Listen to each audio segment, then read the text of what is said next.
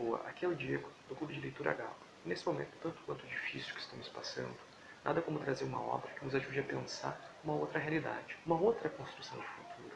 Por isso, a obra de hoje é Memórias de Garibaldi, de Alexandre Dumas. Como o próprio prólogo do livro diz, se Garibaldi não tivesse existido, Dumas o teria inventado. Mas por que isso? Porque a vida de Garibaldi é digna de um grande filme de cinema. Alguém que ainda muito jovem passa a ingressar aos movimentos carbonários na Itália, lutando pela construção de um outro futuro, um futuro mais próspero e pela própria unificação italiana.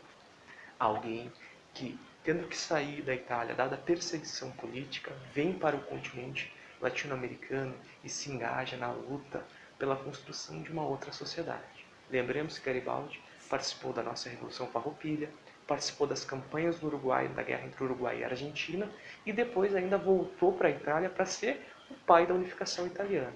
Garibaldi teve uma vida guiada por sonhos, por utopias. Utopias essas que, mesmo depois de pisar em palácios, não foram corrompidas. Tanto é que, ao término de sua vida, morreu em um lugar simples, ainda acreditando em uma sociedade e um contexto melhor.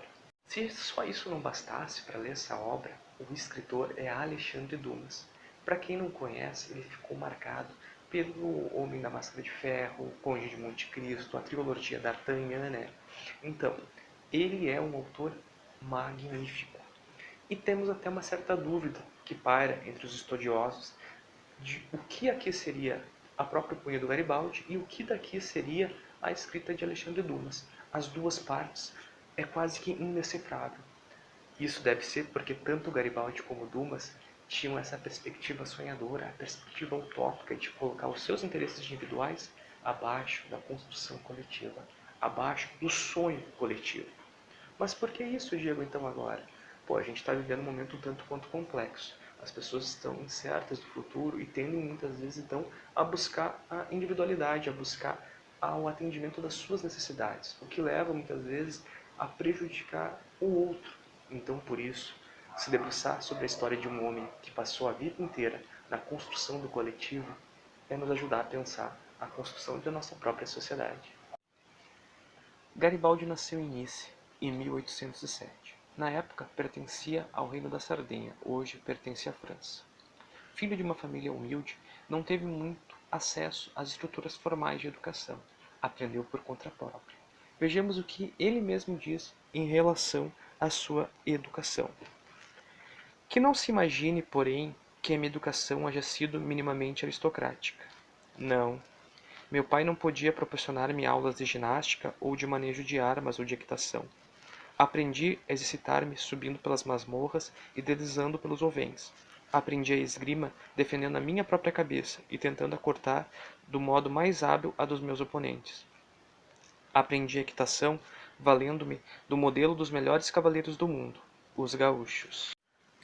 Garibaldi, ainda muito jovem, passa a integrar o Movimento Carbonário, uma sociedade secreta que buscava a unificação italiana. Seu nome advém do local das reuniões, que normalmente eram cabanas carboníferas, ou seja, cabanas onde moravam os produtores de carvão, onde se produzia carvão também, por isso carbonário. O movimento não sai vitorioso e Garibaldi e seus companheiros se veem tendo que sair da Itália dada a perseguição. Vindo para o Novo Mundo, eles acabam encontrando então um outro movimento que buscava romper com a atuação impositiva do Império Centralizador, que era o movimento da República Rio-Grandense.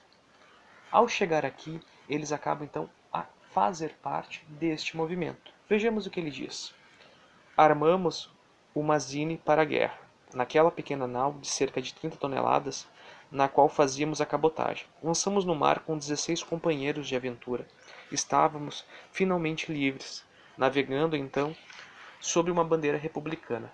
Enfim, éramos corsários, com 16 homens à tripulação e uma barca. Declaramos guerra a um império. Dentre as muitas passagens que Garibaldi nos traz sobre a Revolução Farroupilha, cabe destacar uma que mostra não apenas o lado poético da própria Revolução, mas a dor e as marcas de uma guerra. Pobre Griggs não disse até aqui senão poucas palavras a seu respeito, e, no entanto, onde e quando terei encontrado um homem dotado de coragem mais admirável e de índole mais encantadora. Nascido em berço de ouro, Griggs viera oferecer a sua fortuna e seu talento e o seu sangue à República nascente, doando a ela tudo o que possuía. Certo dia uma carta chegou-lhe da América do Norte. Sua família pedia para ir recolher uma herança colossal.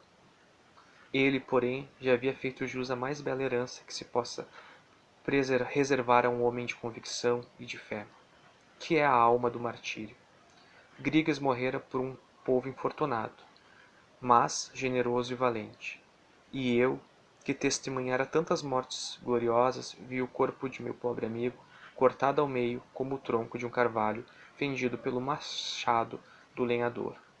O busto permanecia ereto sobre o tombadilho do caçapava, com o seu rosto intrépido, ainda purpureado pelas labaredas do combate. Mas os membros, fraturados e arrancados do corpo, deitavam dispostos ao seu redor. Um canhonaço carregado de metralhas atingira-o apenas 20 passos. A sua participação na Guerra Gaúcha propiciou-lhe a ele conhecer a mulher que seria o amor de sua vida, Anita Garibaldi. Vejamos o que lhe diz sobre ela. Virgem criatura, tu serás minha, foi o que disse ao ter a jovem diante de mim, e com tais palavras eu forjava uma aliança que somente a morte haveria de romper. Eu encontrara um tesouro interdito, mas um tesouro de tal valor. Garibaldi, após sair da Revolução Farroupilha, pois discordar dos rumos que ela estava tomando, vai para o Uruguai, onde participa da guerra entre o Uruguai e a Argentina. Depois disso, retorna para a Itália, se tornando o pai da unificação italiana. Garibaldi, ao chegar na Itália, inicia um processo de luta pela construção do Estado Nacional Italiano, pela unificação da Itália. Essa luta vai lhe cobrar, talvez, o maior preço que ele já pagou por algo, que foi perder a sua amada. Nesse trecho que vou ler agora, ele descreve o falecimento de Anita, naquele período em que Garibaldi tem que fugir, dada a perseguição das tropas austríacas. Mas ela está morta, e ele, vingado. Onde foi-me dado a conhecer a dimensão da culpa, lá nas embocaduras do Éridan.